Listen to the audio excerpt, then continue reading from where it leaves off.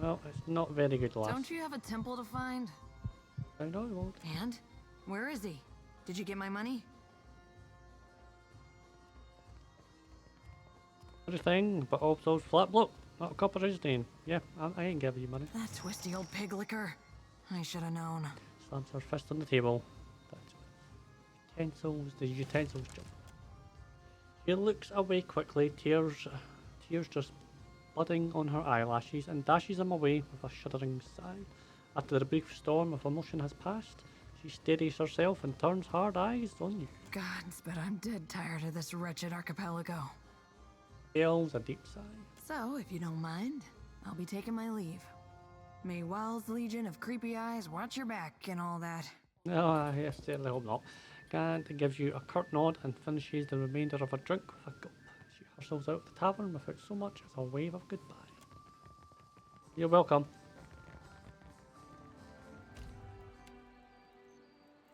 Okay.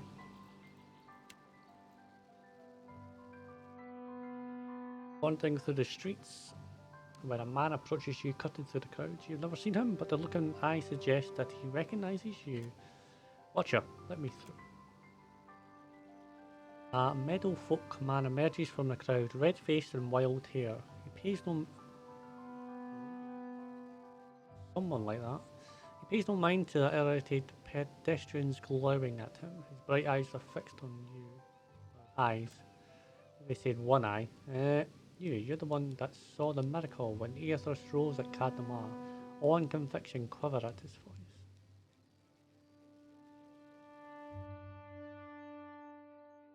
Okay, now you must be Lenrith. You left the Sango just before Eothas arrived. I knew it. Our paths were meant to cross. Our people talk highly of you. It's no wonder Eothas chose you to witness his return. That's why I'm hoping you can help. The tiniest flicker of doubt dances across his face. He banishes it with a deep breath and launches into the tear. I've been having strange dreams, a wheel that spins and spins, an orchard of koki trees, each grown from the fallen fruit of the last. He scratches at his whiskered chin.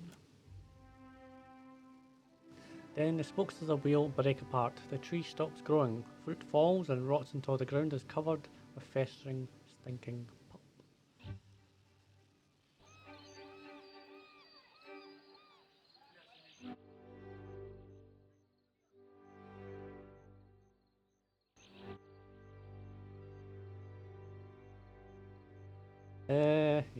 Why are you telling me? Takes a deep breath. In these dreams, I also see you at the centre of the wheel, in the middle of the orchard. You were there when Eothas rose, and you seem to follow every place he's been. He works his mouth into a fretful pout as he gets to the crux of his concern. Eothas has always meant rebirth and redemption. But so much death follows in his wake, both in the Saints' War and now here again. His white eyes are full of questions.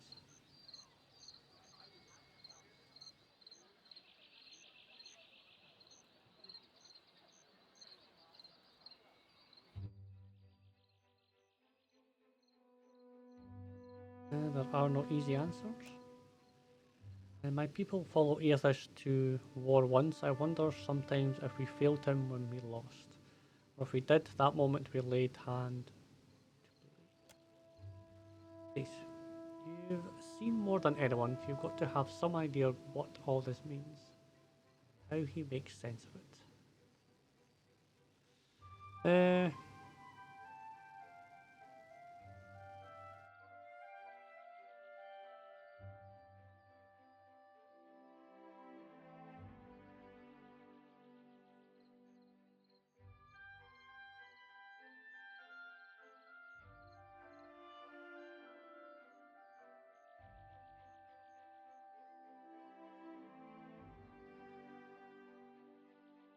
I would like to say the last one.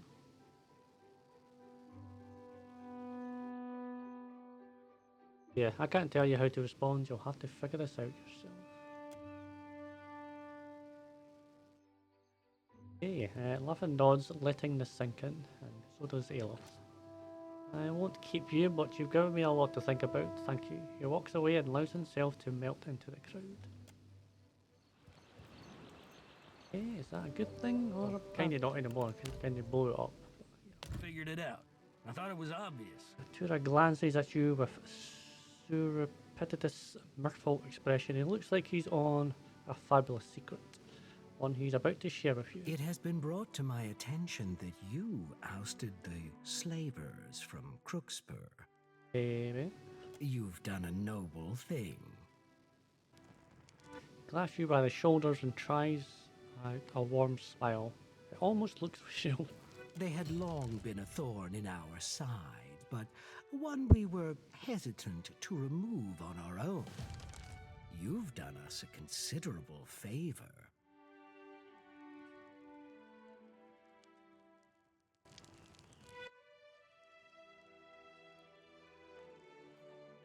Yeah, I got rid of them for my reasons, not yours. Far be it from me to suggest otherwise. I am merely grateful our motives aligned. He raises his hands in defense and lays them on his chest. Deadfire is a troubled place, beset by all manner of predation and lawlessness. Adventure stories blame it on the fury of Helia's storms and the hunger of Ondra's beasts. Historians like Maya's own dear brother would spin you a tale of isolation and trade booms.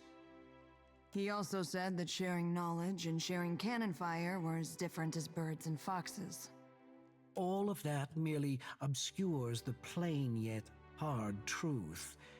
The Huana lack the will to defend their homeland. He stops and looks up to you for the first time since hearing your explanation. He's recovering himself and waiting for your reaction. I see you're being too hard on the Huana. The world is a hard place. Should we make excuses for those who do not face its trials? 2,000 years ago, our people began the conquest of Rawatai. The land was new to us. Many of its inhabitants were better equipped. Points his fingers and raises his eyebrows. But we overcame them. We were unified where they were scattered. And we were not content to huddle in cliff caves and subsist. We were determined to make a better life for ourselves.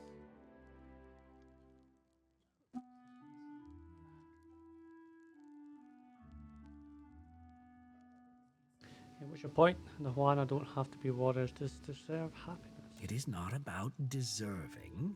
There is no pity in a storm, or a famine, or a slave raid. There are only victims and survivors.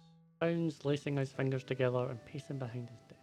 The Valians and the Principe will tear Deadfire asunder, and the Huana will stand by and let it happen. So, we must do everything we can to defend the archipelago and its people. Stands a little straighter, drawing his shoulders back. We shall ensure that the slavers do not return by stationing one of our most elite fleets at Crookspur. He watches you as he explains this, eyes searching your face.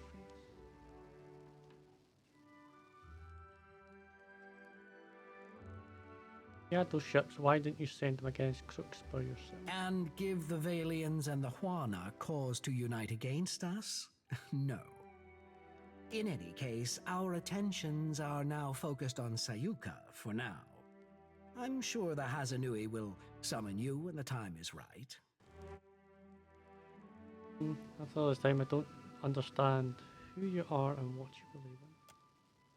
He watches you with that blank but thoughtful stare you've come to recognize, and the tiny movements of her eyes. You can see him sizing you up, deciding how much to tell you. At last he smiles faintly. Who we are. What does this even mean? Why the search for permanence in a transient existence? One day, our bodies will perish and our souls will return to the wheel. Every word we've ever spoken, everything we've ever known will be forgotten with us. His expression of one of distant amusement, as though these notions are no more troubling than the far-off clamour of clouds. But this will remain. with his hands surveying the solid, precise stonework and around him. Prolonging the soul is a fool's errand. Clinging to a grand past is vanity. I want to take part in building something that will last beyond me. That is true immortality. Smiles calm satisfaction, narrowing the corners of his eyes.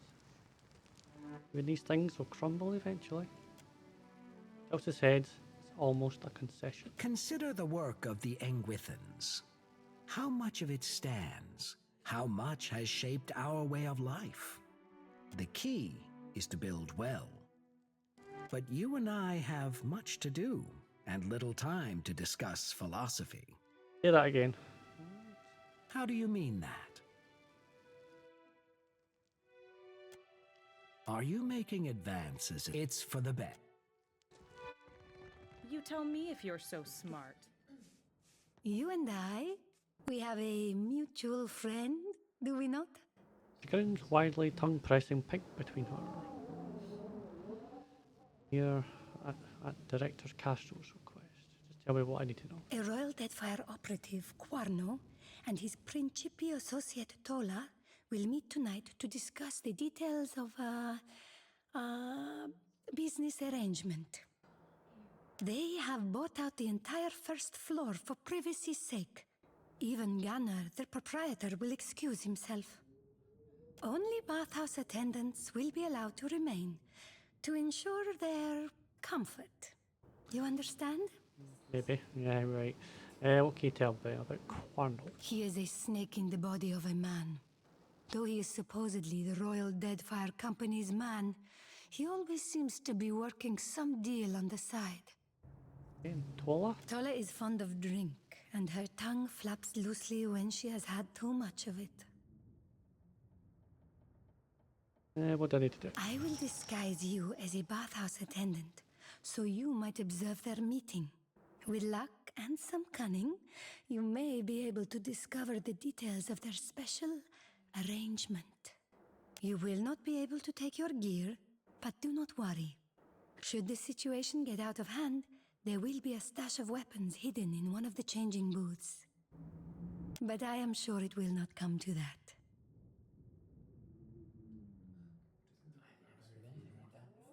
I have had dealings with Tolar in the past, and I am certain she will recognize me. Hence why I have requested assistance from Director Castle, though it pains me to do so. Do I have to be unarmed? They will not believe you an attendant if you carry a blade. If I hide it. But do not fear. I would not throw you to the wolves. Remember, should you have need of them, there is a stash of weapons in one of the changing booths. Yeah. Prepare quickly then. We must not let this opportunity pass us by.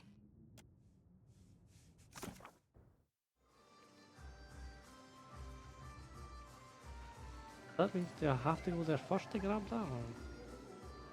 Or? Boisterous woman with a long sunburned nose motions you to approach. Her eyes droop half closed and the stench of liquor wafts off her. Ah, what timing. Landing in all this water's making me thirsty. Give her a bottle of rice wine, yep.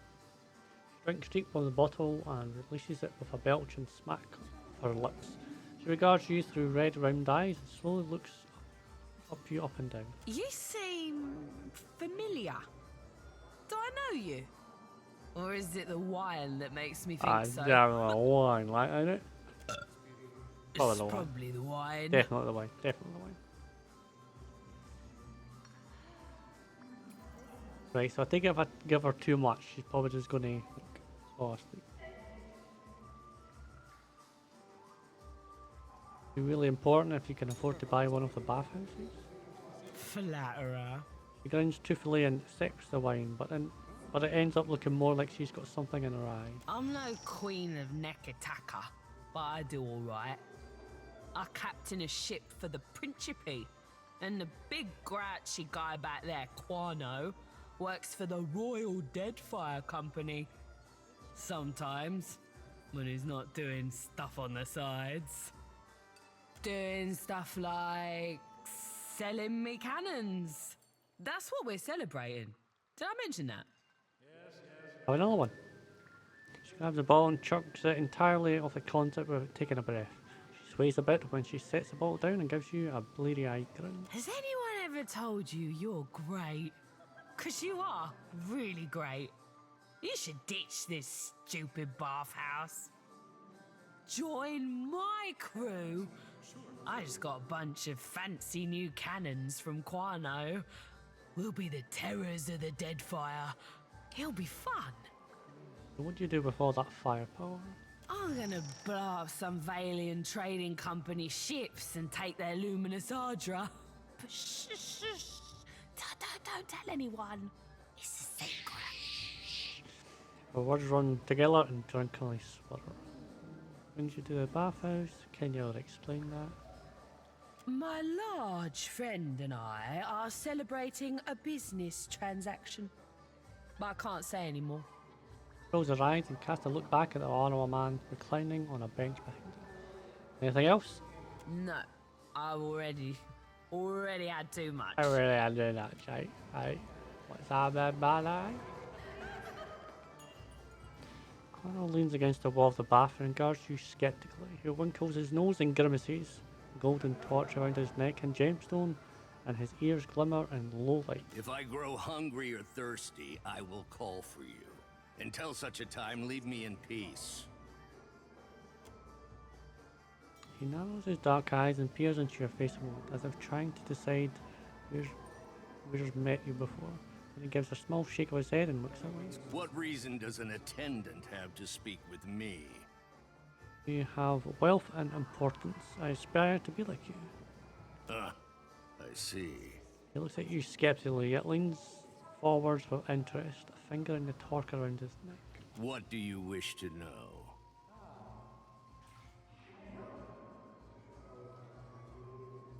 Who? I manage munitions, cannons, gunpowder, and the like. Looks at you from under his airy brow. What do you wish to know? Captain Tola is a creature of the Principe, though a minor one at best. Rolls her eyes, her direction and size. Oh, right, that's who they are. That's the captain people. In truth, her status matters little to me, for she has the coin to purchase enough munitions to outfit an entire fleet. What do you wish to know? Since you need such expensive. Find me a man who does not appreciate a fleet of cannons at his command, and I will show you a fool. Goes to himself and hand displayed across his chin. The Principe appreciate cannons more than most, and they know when to turn them toward Valian trading company ships to get what they want. And some ships, let us say, they are ripe for the plucking. What do you wish to know? Okay. So there's probably more to that. If you require directions to Bakana's observatory, look to your sextant.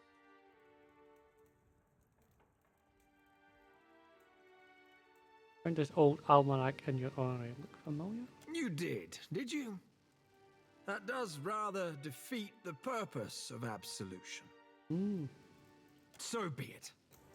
Follow me down to the scrying pool. Well done.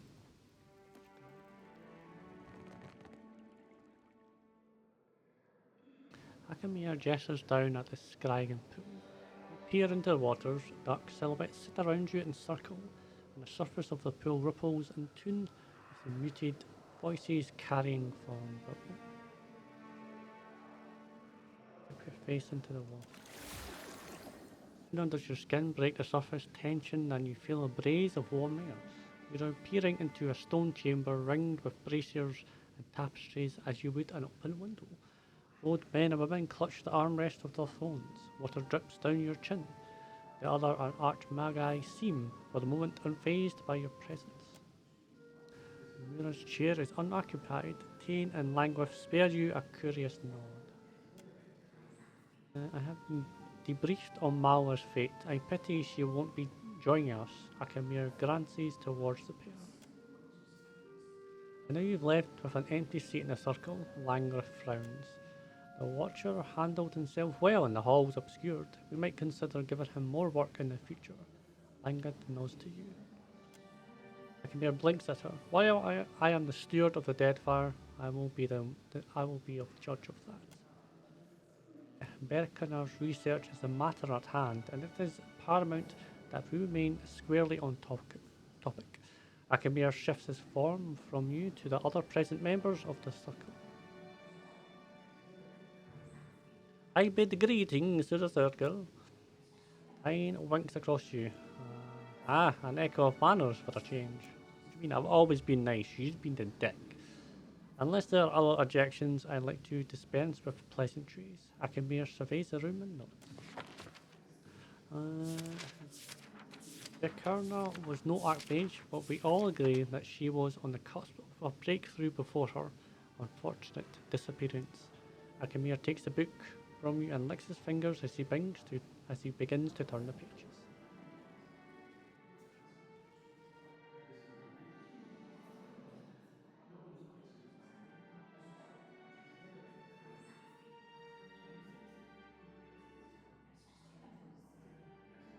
And why did you never officially recognize her? Her studies had no merit.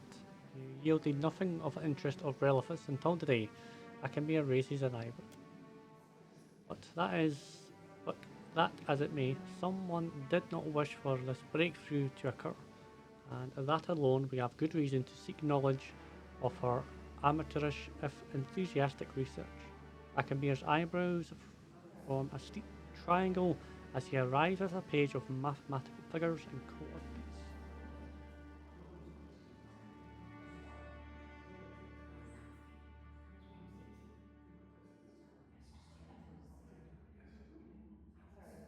I'll put it in mind, do you?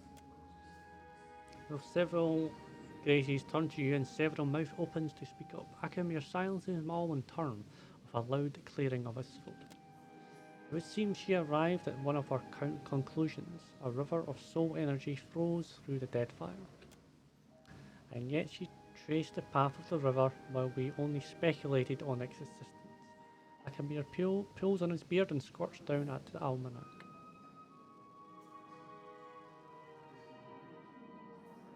Nothing. Akimir sets the book aside and pulls out a full map of the Deadfire. He traces his finger from the shallows of the Great Reef in Northward.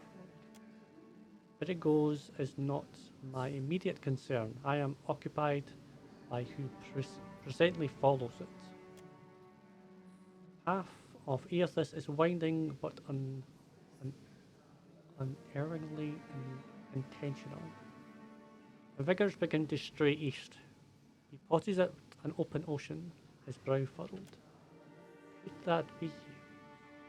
Dane leans forward, trailing off as he cranes his neck for a glance at the parchment. Suddenly all of the attention shifts back to you. I think we've taken more than our share of the Watcher's time, unless there are any final questions. Unblinking, Akimir lifts his brow and waits, your dismissal hovering on his tongue.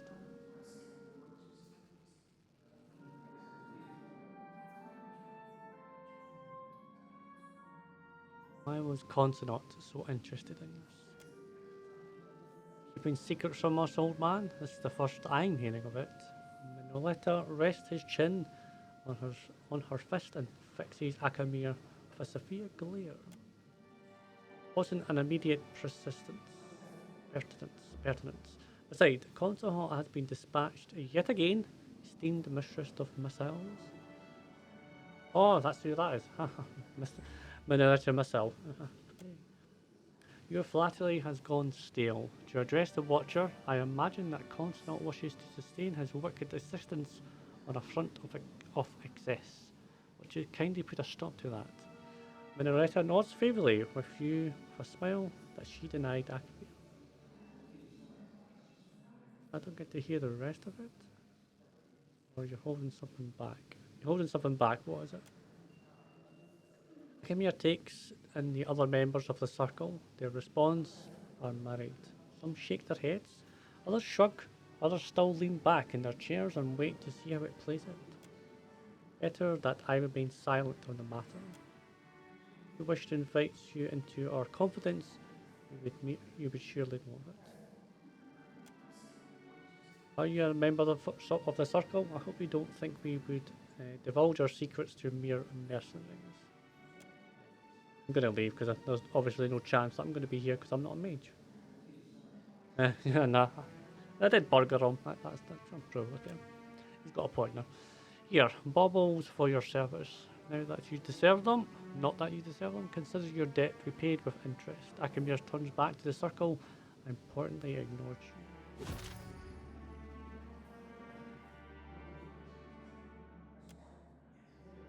As you turn away from the scrying pool, you catch sight of Thane waving goodbye, beaming with delight as per usual.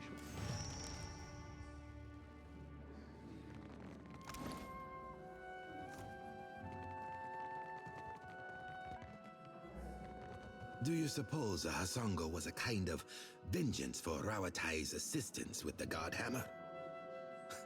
Oh, listen to me. It all sounds perfectly mad. I'll answer what I can, of course. There's a great deal to talk about, and I assume you don't want a history lesson. Was there something specific you wanted to know? It was established in 2708, after the Deadfire's wealth of resources became apparent. The first of the company's directors, Farah Batteret, was granted authority to gather those resources in the name of the Valian Republics. There was no Kahanga tribe of note then, really. No Queen Onakaza, to be sure. Our chief competitors at the time were the Adirans. Much as with the Deerwood, the Empire couldn't maintain a foothold. We didn't discover the properties of Luminous Adra until a couple of years ago, but the company's successes in the region predate that by quite some time. The company's interests. Chiefly Luminous Adra. There are various mining interests among the investors as well, but the Luminous Adra trade has taken priority. But the company has also funded advancements in the field of animancy. The Deadfire holds numerous Nguithan ruins. And unlike the Deerwood's Glenfathens, the Huana take no great offense if we go digging through the past. Oh, relations with the Huana have been peaceful for the most part. Onakaza's work uniting the tribes has certainly made negotiations more feasible. A few outlying tribes are still openly hostile towards us. As for the Royal Deadfire Company, I think it's safe to say we are competitors. Whatever plans they have for the Deadfire, our outposts seem to be in the way. The pity of it is that under friendlier circumstances, we might have appreciated Rawatai's support against the Principi. As it stands, they sink our ships as often as the pirates. Yes? I'll answer what I can, of course. Animancers? Flaune Alette is my main point of contact, to be honest. Apart from a few special appointments, she selected her own assistants. A talented group to a one. I find them painfully young at times. Alette has always been a firebrand. She rubbed a few people the wrong way back in the Republics, which gave me the opportunity to offer her a place here, on an island paradise. Interest in animancy? Yes. I've never had the best of luck explaining. It's easier to say it's the future and leave it to the imagination. Everything the Luminous Adra powder can do, the rejuvenating effects, the energy, is no more than a pleasant side effect for the shareholders. But the truth is, this research could propel us ahead decades. We tangle with the fabric of the soul.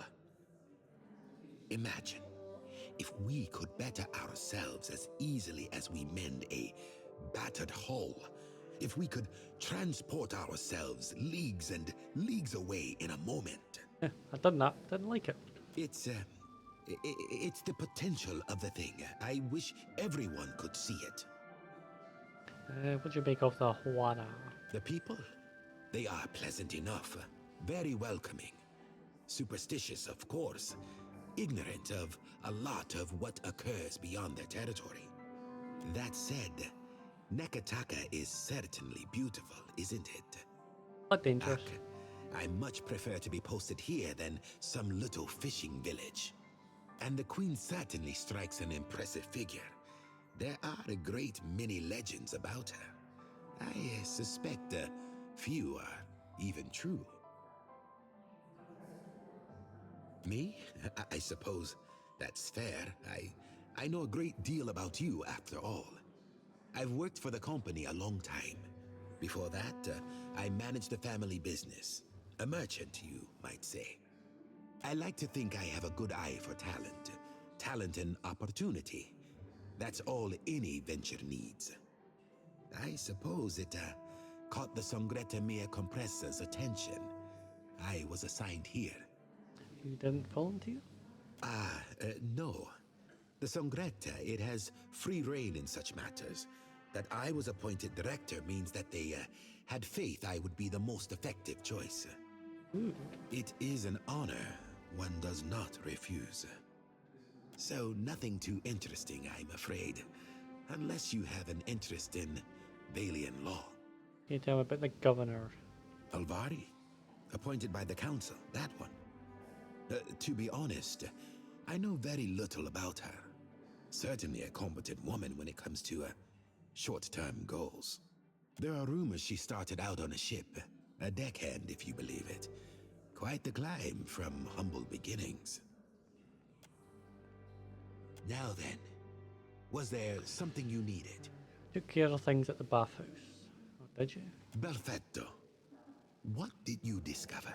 Kahn was selling gunpowder and weapons to the Principe. Diverus? That is worse than I suspected. Please, explain. Spare me no details.